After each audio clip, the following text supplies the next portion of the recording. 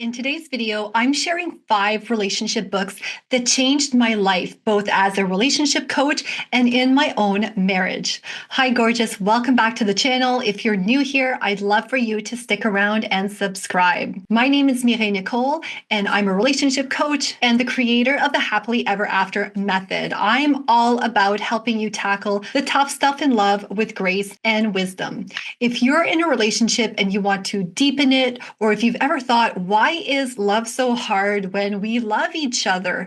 These books will give you the tools, the perspective, and the hope that you need. And I'm not recommending them lightly. I keep going back to these books all the time. And I suggest them to my clients because they're the ones that have really helped me navigate real challenges in my own relationship and come out on the other side. Now, obviously, there are plenty of other books that I haven't gotten around to reading yet, but I will eventually. Let's dive into these 5 in the meantime. The first book is a classic, Men Are From Mars, Women Are From Venus by John Gray. Yes, it's old school, and yes, maybe the language is a little bit dated in some places, but the core message is still so relevant today. And it's funny because I actually first read this book back in my 20s when I was dating, and it just did not land for me.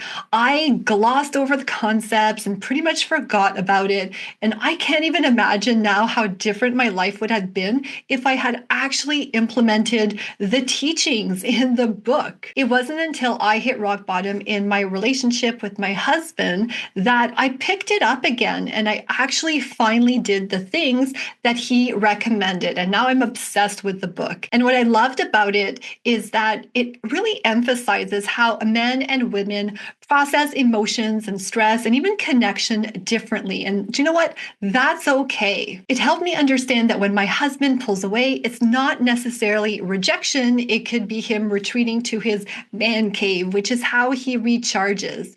And the book also includes actual, word for word suggestions for things to say and what to avoid saying during conflict or when you want to reconnect. If you've ever felt like you're speaking 2 different languages in your relationship with your partner, this book will really resonate with you and explain the why. The next book is by one of the most respected researchers on relationships. It's called The 7 Principles for Making Marriage Work by Dr. John Gottman. And what I really appreciate most about this book is that it's based on decades of real research with real couples in what he calls the love labs.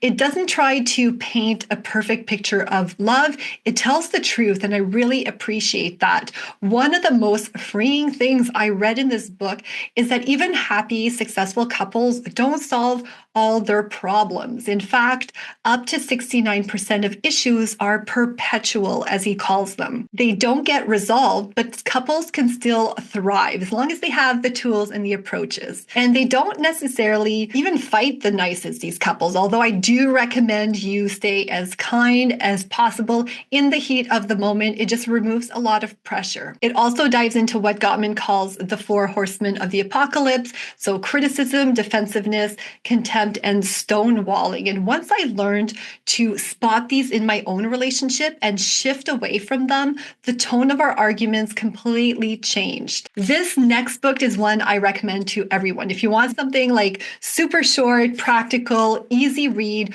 go grab Communication Miracles for Couples by Jonathan Robinson. I've read this book multiple times. Anytime I'm on a flight, I grab it with me and I reread it. It's small, but it's mighty, and it focuses on 3 key principles. So acknowledgement, appreciation, and acceptance. And these also happen to be things that men value and look for in relationships, although he makes the point that every human needs these in love. It also teaches you to look for the positive intention behind your partner's behavior, which is huge. I think Gottman also talks about that in his book. But instead of assuming your partner is being selfish or dismissive or avoidant or narcissistic? What if you looked for the part of them that's trying to meet a need, even if the execution is clumsy or it seems selfish?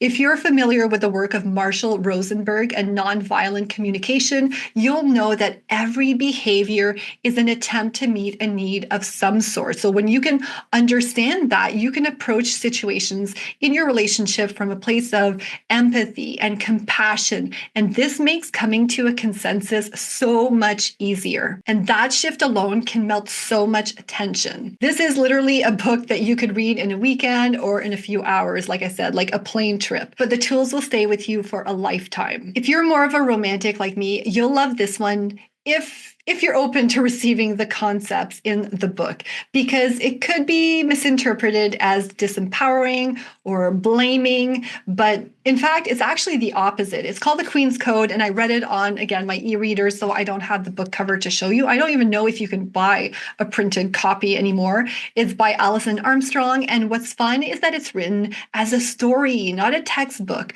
but it's full of actionable insights anyways, and it really delves into how men and women relate, especially when it comes to respect, communication, and partnership. One of the most eye-opening concepts in this book is how women unintentionally emasculate men, especially strong, high-achieving women and women who are in survival mode. Reading this helped me reflect on my own patterns of interrupting, overcorrecting, or questioning my husband's way of doing things, thinking I was being helpful. Turns out I was chipping away at his confidence and I was being in masculine energy. The Queen's Code offers a new lens and a new language, actually, for building intimacy without giving up your own strength. I highly recommend it. And finally, the book that changed so much for me, Attached by Amir Levine and Rachel Heller.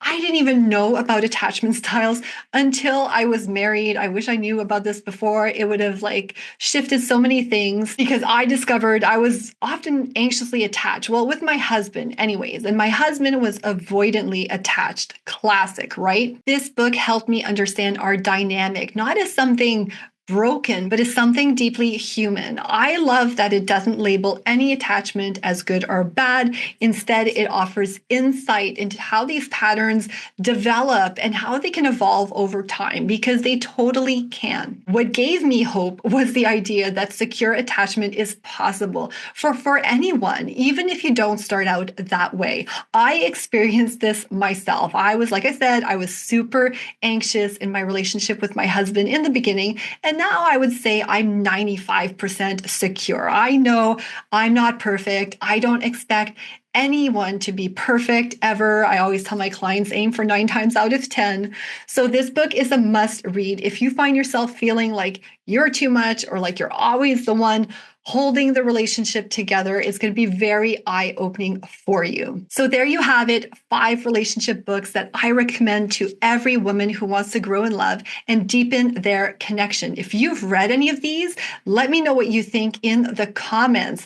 Drop your favorite relationship books there too, just in case I haven't read one, I will go read it next, and so that we can all grow together in this community. And if you want more guidance, I've put together a free relationship success checklist that lists 25 daily actions you can take to ensure your relationship is thriving. A lot of the content too is influenced by these books, so it's a great summary. So go find that link in the description. And don't forget to like this video, subscribe if you haven't already, and I'll see you in the next one. Now watch this video next.